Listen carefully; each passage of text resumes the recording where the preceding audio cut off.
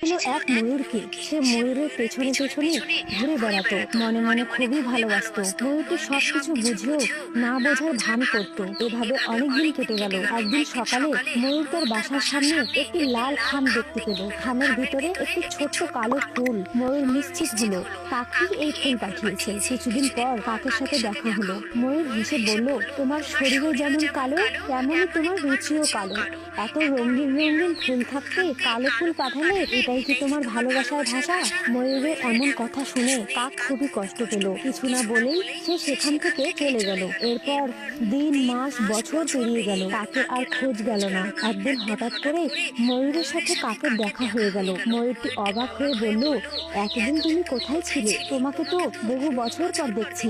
আমার রূপ দেখে সবাই আমাকে ভালোবাসতে চায়, তুমিও তো ভালোবাসতে চেয়েছিলে, তবে কেন আমাকে নিজের করে পাওয়ার চেষ্টা করলে না? কাক গভীর চোখে তাকিয়ে